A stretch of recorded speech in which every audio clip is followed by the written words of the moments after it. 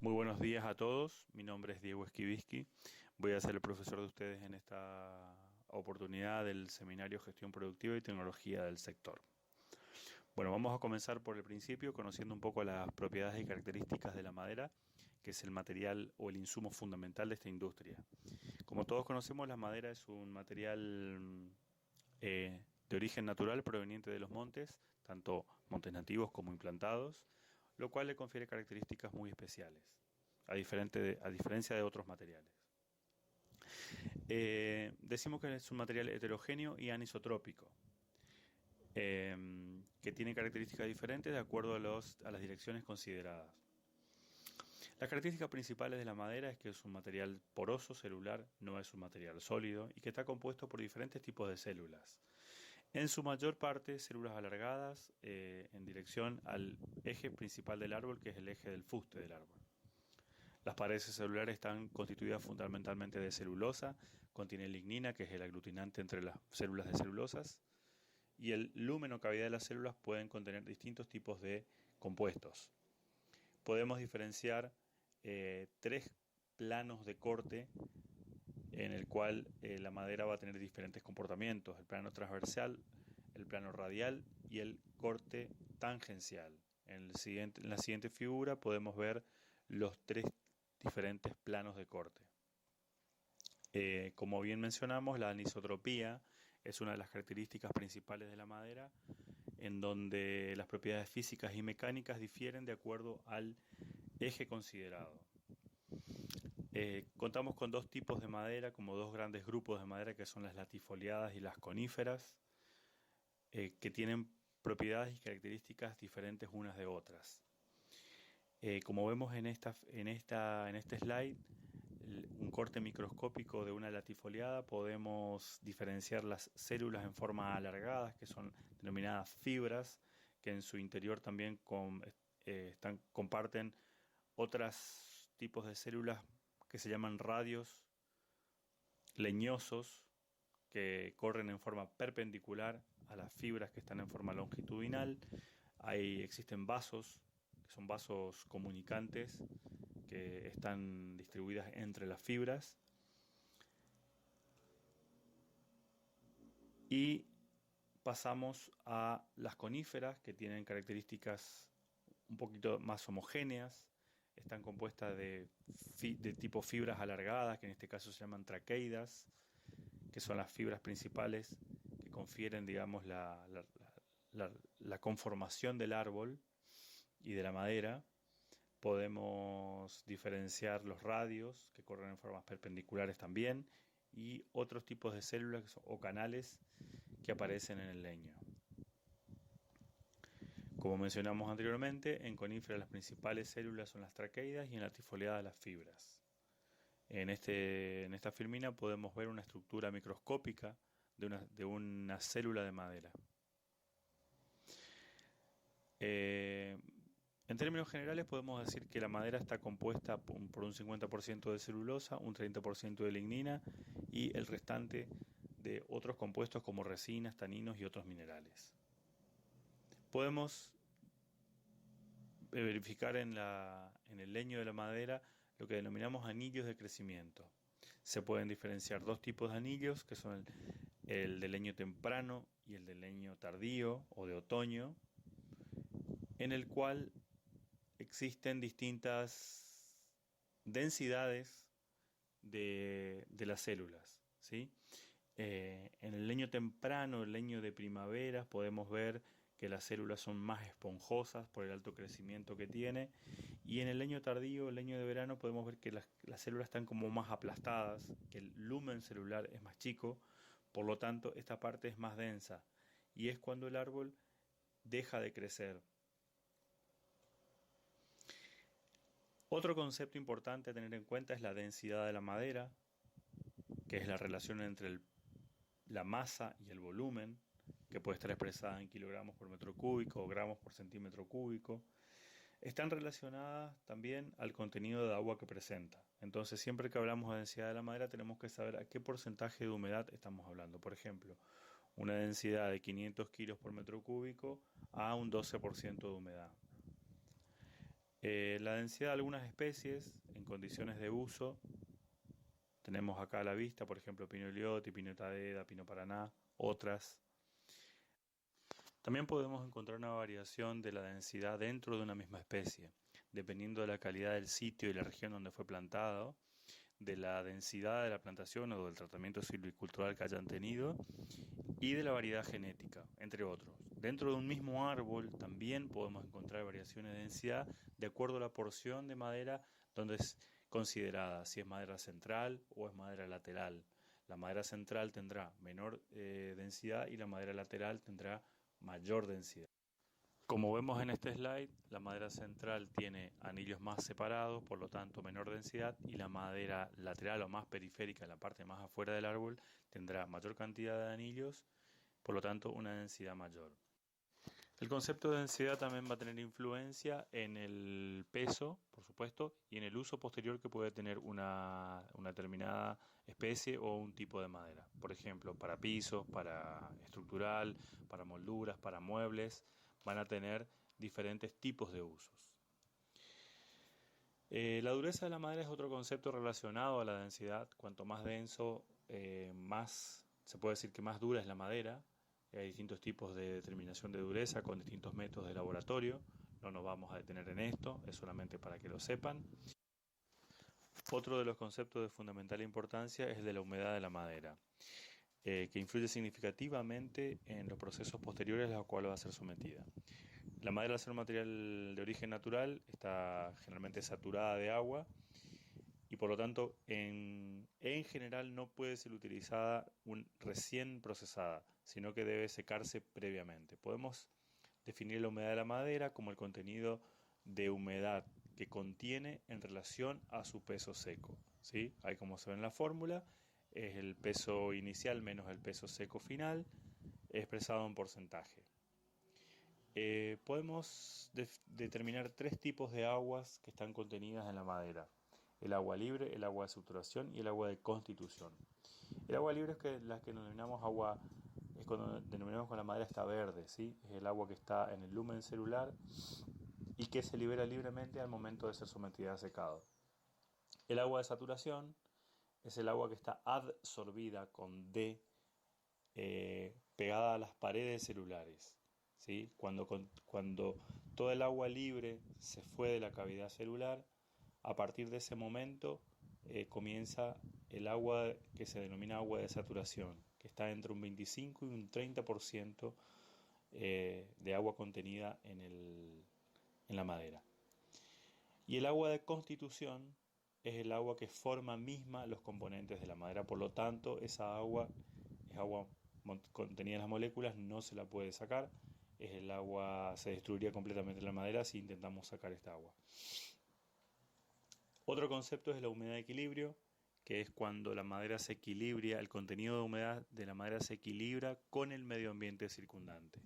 Es un concepto que hay que tener muy en cuenta para dónde se va a ser utilizada la madera, porque la madera, al ser un material poroso, toma y entrega humedad al ambiente de acuerdo a las condiciones circundantes del ambiente donde esté.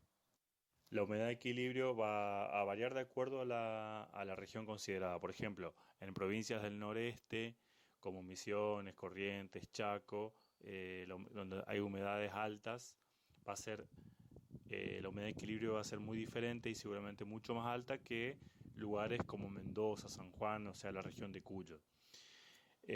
Hay curvas de humedad de equilibrio determinadas para todas las provincias, como se puede ver en este slide. ¿Por qué es importante la humedad de equilibrio? Porque depende de dónde se utiliza la madera, puede sufrir diferentes deformaciones, como la que vemos aquí. Seguimos con el concepto de contracción de la madera, que se da al momento de secar la madera. Como la madera es un material poroso que entrega humedad al ambiente, por lo tanto disminuye sus dimensiones originales. Una vez que pierde humedad por debajo del punto de saturación de las fibras, concepto que vimos anteriormente, por debajo de los 25 o 30%, la madera comienza a tener cambios dimensionales. Y estos cambios dimensionales serán diferentes de acuerdo a la dirección considerada. En la dirección longitudinal prácticamente no tiene cambios o son despreciables. La contracción tangencial es 1,5 a 2 veces mayor que la radial. Este fenómeno da lugar a las diferentes deformaciones, como son los alabeos, torceduras, rajaduras, grietas y colapsos. Las maderas más duras presentan mayores valores de contracción que las maderas más blandas. Sí, en este gráfico, en este slide podemos ver cómo son las distintas contracciones en los tres ejes considerados. Ahora pasamos a ver algunas características naturales que afectan la calidad de la madera, como por ejemplo el grano, color, nudos, médula, resina, etc. Comenzamos por la inclinación de grano, inclinación de fibra, que es una característica que tienen las maderas y que es importante a la hora de una cuestión estética para los distintos usos o una cuestión estructural. Como vemos en este slide, las maderas utilizadas para estructuras se pueden romper con granos tipo inclinados. Con esto hay que tener mucho cuidado a la hora de clasificar. Los granos cruzados, como vemos en este slide, es cuando la fibra se levanta, cambia de dirección abruptamente y se producen este tipo de roturas. Hay distintos tipos de granos rectos, granos oblicuos, granos entrecruzados o floreados, como podemos ver aquí. Y también la madera presenta distintos tipos de coloraciones, ¿sí? De acuerdo a la especie, principalmente, si es conífera, si es latifoliada, y entre las distintas especies se ven distintos tipos de colores. Otras de las características que afectan la calidad de la madera son los nudos, que son la representación de las ramas, una vez el árbol cortado y aserrado. Los nudos se proyectan quedando en superficie. Hay distintos tipos de nudos, nudos vivos, muertos, sueltos. Podemos decir nudos rubios, nudos negros, nudos con corteza, agrietados, nudos en racimos. En este slide podemos ver en un corte radial cómo estaban dispuestas las ramas y cómo quedan los nudos una vez aserrado el árbol. Un árbol podado va a generar un cilindro que se llama cilindro defectuoso, que va a quedar circunscripto en el centro del árbol, y todo lo que crezca posteriormente será madera limpia o madera clear. Acá vemos ejemplos de nudos vivos y nudos muertos, nudos con grietas, nudos con cortezas, nudos sueltos, nudos muertos, nudos en racimos. Muy característico en la madera de pino, que se llaman nudos en corbata o nudos tipo mariposas. Es madera que se quiebra muy fácilmente. Otra de las características le llamamos acebolladuras, que son las capas concéntricas de los anillos se desprenden y forman este tipo de defecto en la madera, como rajaduras internas, digamos. Hay fibra que también se llama fibra normal alrededor del grano, que puede producir este tipo de roturas. Y también podemos diferenciar madera de médula y de corazón. La médula es la parte central del árbol, cuando el árbol recién empieza a crecer, sus primeros años de vida. Y la madera de corazón es la madera que le circunscribe a la médula, ¿sí? En general son madera menos densa, madera fofa, que están limitados sus usos de acuerdo al tipo de producto, ¿sí? Por ejemplo, madera para pallet y todo ese tipo de usos más económicos, se puede utilizar esta médula, pero para muebles es más difícil de utilizarla. Otras características de menos importancia, por ejemplo, la madera de conífera, presencia de marcas de acícula, pecas, ojos de pájaro, resinas, bolsas de resina, bolsas de tanino, grietas naturales, madera de compresión. Por ejemplo, ahí tenemos en esta fotografía podemos ver bolsas de resinas que nos afectan la calidad de una madera que está muy bien estéticamente, pero una presencia de una bolsa de resina nos dificulta y nos puede complicar el uso de una madera. Madera de compresión es cuando el árbol crece en forma anormal y se generan tensiones internas.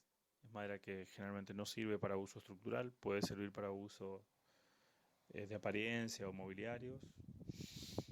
Bueno, otros defectos causados por agentes externos, que pueden ser las pudriciones, agujeros causados por insectos, mancha azul de la madera, de coníferas principalmente, entre otras. La mancha azul es muy común entre la madera de conífera, entre la madera de pino principalmente, que se procesa mucho en Argentina. Más del 80% de la producción de madera es de madera de conífera, madera de pino. Y se produce en condiciones de alta humedad y alta temperatura. Son hongos cromóferos que no afectan la composición de la madera en su contenido y en su estructura. Solamente es una cuestión estética, por lo tanto, para usos que no requieran de madera a la vista, o estructuras internas de muebles o lo que sea, o de estructuras de viviendas de madera que no quedan a la vista, esta madera es totalmente utilizable. En esta diapositiva podemos ver alguna fotografía de cómo queda la madera manchada. Entre los defectos provocados por el proceso, no nos vamos a tener mucho en esto, pero hay defectos que son del mismo proceso de aserrado, por falta de medidas, errores en la sierra, en los elementos de corte, por mal aserrado. Los defectos del secado que vimos anteriormente, algunos alabeos, torceduras, fisuras, grietas, colapsos, cantos muertos producidos en el proceso, defectos del cepillado. Hay varios defectos que se pueden considerar en el cepillado, por ejemplo, quemado de máquina, salto de cuchilla, falta de cepillado, defectos en los procesos de remanufacturas, por ejemplo, los encolados en el finger joint, bueno, entre otros. Hasta acá vimos un poco las características de la madera y algunas cuestiones relacionadas a su uso.